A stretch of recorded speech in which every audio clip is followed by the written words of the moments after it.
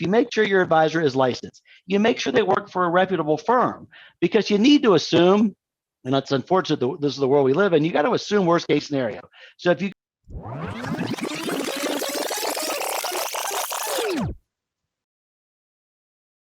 All right, welcome back, ladies and gentlemen, to another episode of the Richer Geek. I'm proud to have David Meyer on. He's a principal at Meyer Wilson, one of the leading investment fraud firms. How you doing, David? Great, Michael. Good to be here. Yeah, I'm excited to have you on. It's a little bit different. A lot of our listeners are wanting to invest, or they do invest. And as so many people do, they pick a financial advisor, or they pick a syndicator, they pick an investor, they pick a person or a firm to place funds with, and there's not a lot of vetting. There's not a lot of, it's just kind of like, yeah, you sound good, you look good, here's some money.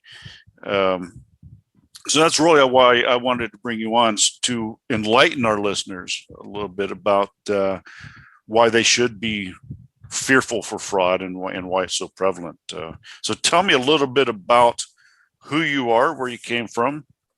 Sure. Again, my name is David Meyer. I appreciate you having me. And the book is called The Investor Protector, Stories of Triumph Over Financial Advisors Who Lie, Cheat, and Steal. I came up with that book because I'm a lawyer who chases bad financial advisors who lie, cheat, and steal. And the book took me probably 18 months to write, but it's 25 years in the making. It includes stories of my clients who have, over the past 20 years, have triumphed over unbelievable deceit by their trusted advisors and overcome unthinkable loss. And I'm the guy that's here trying to get less business. I actually, by writing this book, I hope that fewer lawyers will need to hire a lawyer like me, because by the time someone's hired to my law firm for help in their investment loss case, they've already suffered the devastating financial loss. My day job is to fight against the advisor and the brokerage firm to recover the money lost at the hands of a bad broker. And it's rewarding to fix my problems, but it would be even better if I could stop this fraud before it happens. So by writing this book, my goal is to prevent the devastating financial loss before it happens. So what I'm telling folks, retirement savers, investing in individual investors, if you read this book and follow the basic steps I outlined, the chance that you'll ever need an investment fraud lawyer like mine will go down dramatically. The book, it's body armor for retirement savers. But it's not a handbook. It's not a reference guide, because I think those are boring. I think that we learn best from experience sharing rather than a lecture. So what I've done, I've taken some stories. These are right out of my file cabinets, right out of our computers, that's happened over the past 20 years. And they're unbelievable stories. Now, most of them have happy endings in the sense that we're able to recover money. But my hope is that the book will draw in readers that want to read interesting stories, but then the readers will learn a lesson sort of by accident, right? They will know what to look out for because they've read a story of somebody who have suffered significant loss and had to fight to recover. So, the first part of the book is it's what to do before you hire a broker. But there's a lot of information out in the world about do this, don't do this, do that. And it's so much information coming to us. I didn't see it in a book put together by someone who's actually been in the trenches for 25 years fighting investment fraud. So with the advice I give and the steps and then the stories, I hope it's a compelling read that will really help people so they'll never need a lawyer like me. And it's not just people that have, the big cases, like the Bernie and the ones you hear about on the radio shows, you hear on TV, that it's not just the people that have invested hundreds of millions, but it's also for the person that's invested 10 or 20 or 50,000, right? Yeah, Michael, most of my clients have worked their entire lives, 20, 30, 40, 50 years and saved, a considerable sum, whether it's a couple $100,000 or $1 million or a few $1 million. very few of my clients have $100 million, right? These are folks that have worked their entire lives. And for most of them, their investment experience is nothing outside of whatever their company sponsored retirement plan is. So by the time they're 60 or 70, they've amassed a significant amount of money for them over the course of their life. What do they do with it? They've got basically a check, whether it's 200, 300, 500,000, a million or two. And then they go out there and say, look, I need help. I need somebody to help me because I don't have an interest in this. I don't have expertise in this. I don't have a skill set in this. I need help because I've had my company sponsored plan. Really, all I do is check some boxes and switch some allocations occasionally. But what do I know about selecting, allocation of fund and diversification and what types of investments? And then how do I, manage that with growing it, but also keeping it safe so I have it the rest of my life? And what do I do about, my kids and charities? So it makes sense for many of us to reach out and try to seek out a professional advisor. But where do you go? How do you find that person? Most investors don't even understand the difference between brokers and investment advisors, or the standard of care that are due each of them under the different regulatory structures, because I believe that the process is opaque intentionally. The industry makes it complicated. There's a huge difference between a stockbroker and an investment advisor. They're regulated differently. They have different standards of care. If you have a claim against them, the process to recover that claim is different.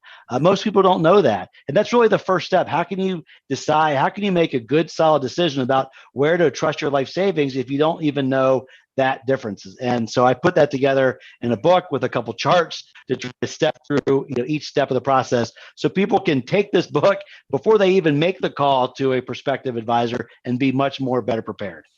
Yeah, it's really good. We've had some people come on and speak, the difference between the financial advisors and fiduciaries, and why you should trust one or the other, what are the pros and cons and the others, and what we're talking about when we're talking with you and fraud, it's a little bit more than a guy just steering you towards something that he gets commissions on. So give me an example of, I'm looking at financial advisors say, hey, I want to buy this. And he goes, oh, no. You want to go here because he gets front end or back end and those things, or making trades without your knowledge. So, those are some of the simple things, but what are we talking about when we're talking about what can happen to people? So it's a great question, Michael, but it goes anywhere from simple negligence, forgetfulness, unauthorized trading, or excessive trading, or variable annuity sales that may be inappropriate, all the way to theft, Ponzi schemes. So it really is the whole bandwidth of things that could go wrong. And it really starts, it's important to understand the difference between a registered representative and investment advisor, but that's not the most important, because whether you have an investment advisor or a registered representative, they all have duties. And whether that standard is here, what matters is that you invest with somebody that's least likely to steal your money, or if there's a problem, be more likely than not to be able to recover it. Here's what I'm talking about. So there are major financial firms, and without saying names, we all know the household names that have their names on buildings and advertisements everywhere. And those are the large firms. And my recommendation, I've represented over 1,000 investors. I've recovered tens of millions of dollars from my clients. I've seen it all, right? And so the tips in this book and that we're going to talk about, if you follow these things, even if you don't know every difference between a fiduciary, a registered representative, and best interest, and all the standards that seem to change every time there's a different administration in the White House, that is secondary to the fact that make sure your advisor is licensed, right? Make sure that person holds the license. We're going to talk about where to go. You can do that from your living room, in your pajamas, in 10 minutes or less. And even that one step, if everyone would look up their financial advisor before entrusting with their life savings, the amount of cases in my office would go down by 50%. How crazy is that, right? And then once you do that, making sure you work with a reputable firm. Most Ponzi schemes you read about are people that con people into investing with them when they're not even licensed. They don't have any certifications, any licenses, or if they did, they got kicked out of the industry. And we're going to talk about how to look into that. But if you make sure your advisor is licensed, you make sure they work for a reputable firm, because you need to assume And that's unfortunate. This is the world we live in. You got to assume worst case scenario. So if you go to ABC, massive brokerage firm, right, and you meet Charlie. Charlie seems like a nice person. You get some recommendations. You've done some research. He doesn't have any past prior complaints, and you invest your $1 million with Charlie at huge, ABC brokerage firm. Well, if he bolts the next day with your money and runs off across the world, and you no longer can find him, at least you have big, massive ABC brokerage firm there. And then you would hire a lawyer like me. We go through the process, we get a judgment, and they're there to pay it because they're a large firm that has the wherewithal to pay it. Unfortunately, there are tiny firms, there are thousands of them, or at least hundreds of them, that are properly licensed, allowed to conduct business, are entrusted with millions of dollars of individual investors' money, but they don't have the financial wherewithal to satisfy a judgment.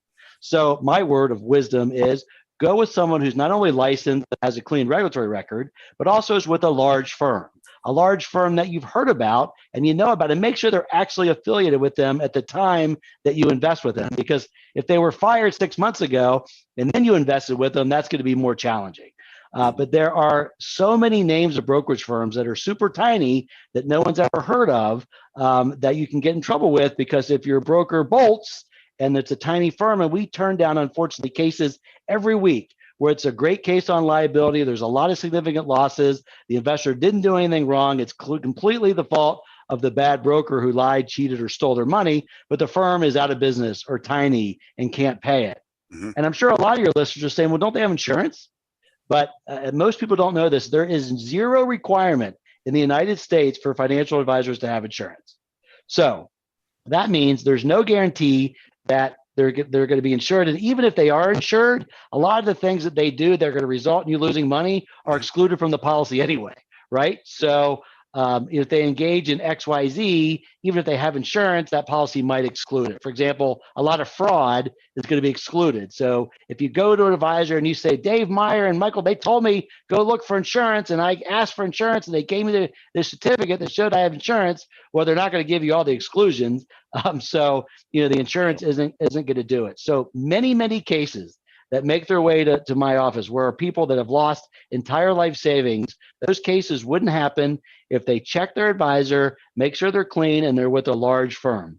And the way to do this, it's called brokercheck.com. You literally could do it on your living room couch in your pajamas, and it's sponsored by FINRA, which is the securities regulators, along with the state regulators. They maintain a database of every financial advisor in the country.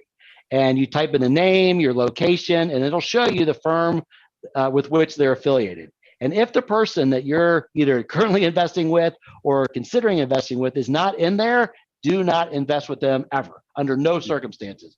You cannot sell investments or investment advice if you're not properly registered with either FINRA or the SEC, and brokercheck.com is the first place to go. And what that does, you'll pull up a record, and everyone should do it for their broker, their advisor. Like right now, while they're listening to the show, they can pull up the screen and they can do it right now. They pull up the name, the advisor, they're going to see their employment history. They're going to see if there's any regulatory complaints, if they've been fined or barred. Again, any customer complaints. This process isn't perfect. There are ways where brokers can clean up or erase records.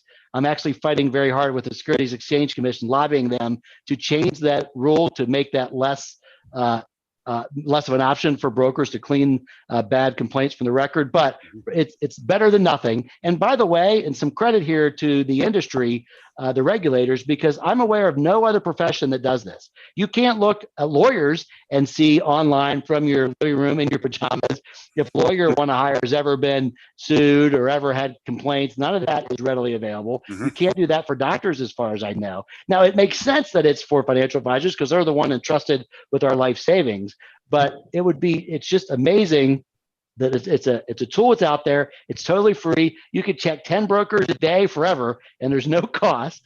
And again, it's not perfect. You need to understand that there is important information that sometimes is missing. But if any customer has ever filed a complaint over $5,000 against a broker or an advisor or broker, it should be in that deal, and you would see it. And I will tell you, 90% or more of brokers have less than 2 complaints. So if you pull up a broker, and I'm going to tell you a story that shows this, but if your broker has 5 complaints on there, there's absolutely no reason you should work with that advisor. I've got a case if you want to hear it. If just Sure.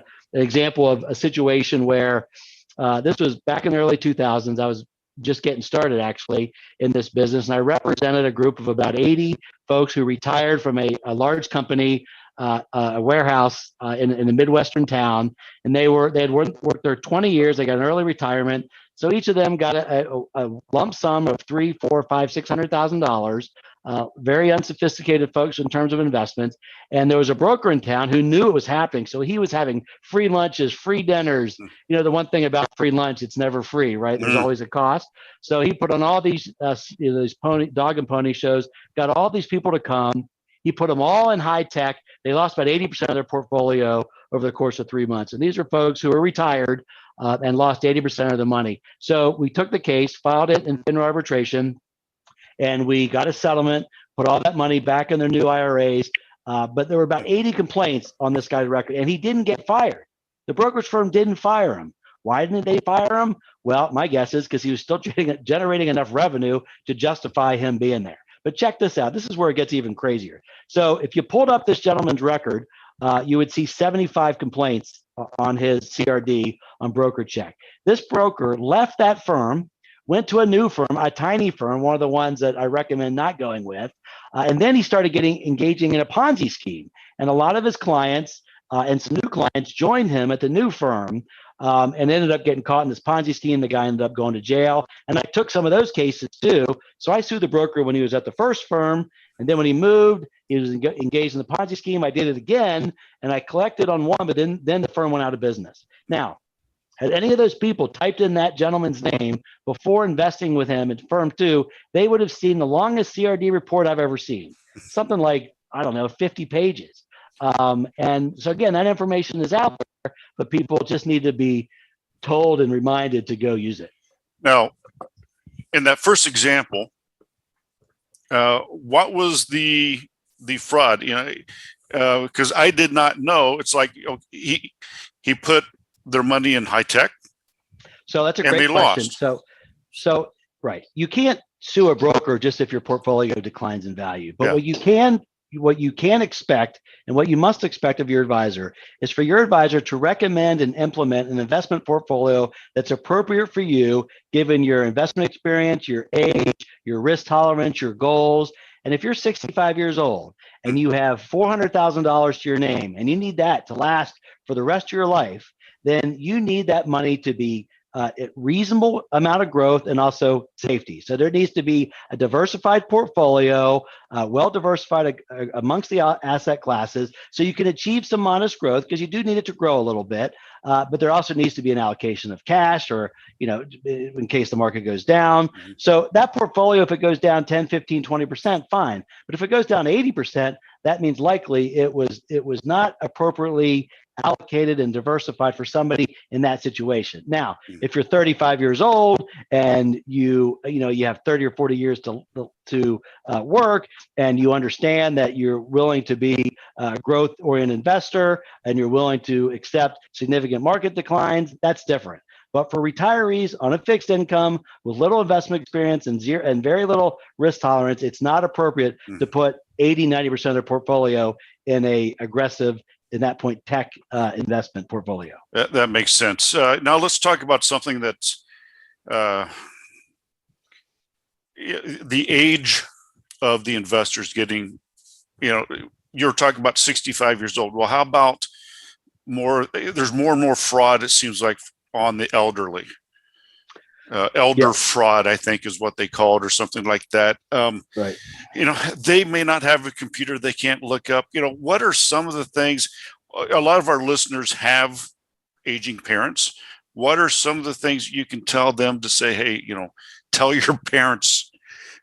So that's a great question. Yeah. So financial exploitation of the elderly is the number one problem in our environment right now. Our population is aging. There's a significant accumulation of wealth. And it's really the perfect storm because that's where the money is, right? So the scammers and the cheaters are going to target where the money is. The same reason why bank robbers rob banks because that's where the money is. They're not going to try to cheat a 25-year-old that doesn't have any money. They're going to cheat the 65, 70, 80-year-old. And also that those folks that target, they're easy targets, right? Because they likely living alone. They might be suffering some cognitive decline. They're lonely, and they are very private. So if something does happen, these fraudsters know that if something does happen, it's less likely that they're going to get on the internet or do something because they're going to be embarrassed. They're going to be afraid to tell anybody. So those are the people that need help of their adult parents, or their adult children rather. So, I mean, I get a copy of my mother's statement sent to me, as a copy, on the account. So go on, you can get there with the approval. You might need a power of attorney depending on the situation, and get a copy. So I see everything that goes to my mother, who's 80 years old. I get a copy of that. And also go through their statements, see what's going on, actually have an understanding of what's going on, because they are the number one targets. They're alone, they're suffering cognitive decline, they're embarrassed if anything happens, they want to appear to be maybe more independent than they are. But the biggest problem we see is fraud on the elderly, and it's typically the adult children who are watching out, looking for red flags, and being there, and also doing the broker check.com for their parents. There you go. Because you just got to step in to make sure that they've got someone looking out for them. Now, here's another thing that's very popular now that the internet and crowd sharing, crowdfunding, and all these different things is the SEC, Reg Ds, all these private placements. That is extremely popular now because it seems like anybody can draw up some paperwork, and then do some type of a private placement. What are some of the ways that we can protect ourselves from that kind of fraud? I believe that 95% of the retirement savers in this world don't need to have anything to do with private placements. They're risky by nature. And even if you qualify as an accredited investor, that definition hasn't changed in 40 years. I'm president of a national bar association called PIABA. It's the Public Investors Advocate Bar Association. We're actually a worldwide bar association of lawyers that represent individual investors. And in my capacity as the president, I'm actually lobbying the SEC to revise and adopt some changes to that accredited investor, because it hasn't changed in 40 years. The number hasn't gone up in inflation. And I'm seeing retirees that have, maybe $1 million, whatever the base criteria is. They're 65 years old. They've got $1 million plus their home, and they're being pitched this stuff that it's going to be risky. And there's just no need to achieve that incremental return increase with the accompanying risk. I just had a case. I just tried it last month against an investment advisor. I had a retired widow, 75 years old. She had about $1.5 million she was 75 years old, which was plenty of money. Like, she just needed to protect that money. She didn't need the $1.5 million to go to $1.8 million, $1.9 million, or $2 million. And her broker sold her $1 million of private placement. What? To get 8%, 9%? And then she lost it all. And I won the case, but I'm not likely to recover because the investment advisor is a tiny little firm. So private placements can be appropriate for sophisticated investors who have a long time to recoup any losses. Mm-hmm. But all these private placements, alternative investments, even these variable insurance products, there's just so many things out there that don't need to be in 95% of our portfolios. I know, it sounds like, there going to be people missing out. Most of us at that point of our lives, we've saved the money we're going to save. We need reasonable growth, and we need safety. That's it. Now, for the billionaires out there and the tech giants, they can do all this private placement. And you know what? And I never want to talk to them if they have a problem by losing their money. They're not going to call me, because I'll tell them, look, you took the risk. You were sophisticated. You understood the risk. You were well suited, and you had the risk tolerance. You have the ability to make up the money. That's who that's for. It is not for retirement savers, in my opinion. Yeah, and all of our listeners out there that do their own syndications, you should look at, don't be greedy and just get anybody's money just because they're credited and just because you're able to. Pay attention to what David says. It's, if you're still working, you're an executive, and you want to diversify, go ahead. And here's a piece of advice for those folks in that business. Disclosure does not equal suitability. I'm not a big tattoo guy, but I have one, but I don't know that I'm going to get any more. But I would get that tattooed on my arm. I don't have muscular arms like you. Maybe I would, but it's disclosure does not equal suitability. And let me tell you what that means. So in this case I just had, 75-year-old widow retiree. The private placement, there's forms that everyone has, and it's forms that says, I understand the risk. I understand that I could lose all my money. I understand that I have a speculative investment objective. Just because that's signed doesn't mean it's right. And anybody, because particularly these days where things are getting signed by DocuSign and on your cell phone, back in the day, I don't know how old you are, you look younger than me, but back in the day, advisors would actually sit down with their clients with paper, and the client would write down, this is my experience trading stocks, investing in stocks. I have this out of these 5 investment objectives. This is my investment objective. Now they're all computerized, they're all pre-filled out, and they come with a checkbox that you do with your phone. And that doesn't cut it. You can't say, hey, I'm good. I'm never going to be worried about David Meyer suing me because I got my client to check the boxes. It's nonsense. I care what actually happened. I care what the investment objective actually is, not what somebody convinced my client to sign. So no one should have a false sense of security or insecurity, in my opinion, that having clients sign these forms means that it's appropriate, because it's what actually is going on, not what just the forms say. And so you're in agreement that any type of asset allocation should be monitored heavily.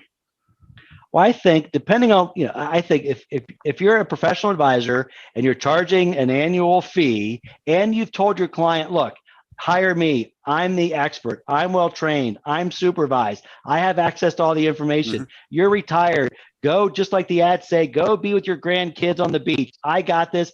I will take care of this. This is what you're paying me for. Yeah. In that situation, which is most of the situations, right? Right.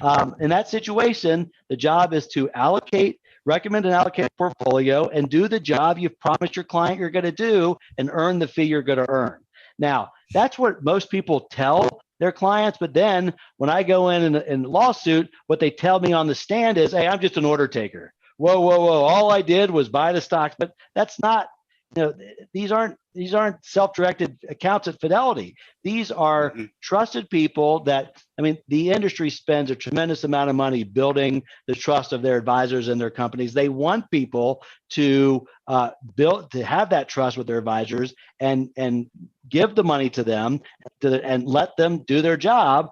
So when you do it, the firms can't be surprised that people actually trusted them with their life savings, which is what all these ads have promoted them to do all these years. Yeah. So what you're saying is the financial advisor can have the responsibility, or should have the responsibility to monitor. And you're saying that if they don't, there is some action that could be taken. They're expected to. Yes. If they've accepted the responsibility to recommend and implement a portfolio and monitor it on a regular basis, if they fail to do what they promised to do, yes, they can be held responsible. It's really just a negligence standard. What's the standard of care? What did they promise? What would a well-trained, well-supervised, professional, properly, trained advisor do? And you compare that to what actually happened. Wonderful. Yeah, it's good. I've had a really good conversation with you. I've really appreciated it. Your book, when's it coming out? Where can they find it? So it's out now. It's called The Investor Protector, and it's on Amazon. Electronic copy, hardback, softback. And I think that if you spend a couple hours to read it, just the chance that you or a loved one will ever become a victim of investment fraud, the chances that you'll ever need a lawyer like me will go down significantly if you follow the steps in the book. And hopefully the stories are compelling and interesting, and that your listeners will learn something sort of by accident maybe about what to watch out for. There you go. And how can our listeners find you? Yep. So my law firm, Meyer Wilson, is on the internet at investorclaims.com. I've got a website with a tremendous amount of educational information, videos, articles, blogs, and then, of course, our contact information. So investorclaims.com. And it is national. You're able to represent national. Yep. So when you sign up with your brokerage firm, on the back of page 6 and words you don't read, you give up your right to go to a jury trial, and you agree that any claim you'll pursue will be done through mandatory arbitration. And that's a national process. So because we're arbitration lawyers, we can do it across the country. Well, yeah, that's something I learned right there. I did not know that. And again, everyone, the book is called Stories of Triumph Over Financial Advisors Who Lie, Cheat, and Steal. Who knew that they did any of that stuff? No, I'm just kidding. Well, I appreciate the time, David, and we've learned a lot. And I hope you have a wonderful day. Thanks, Michael. Appreciate the time. Take care.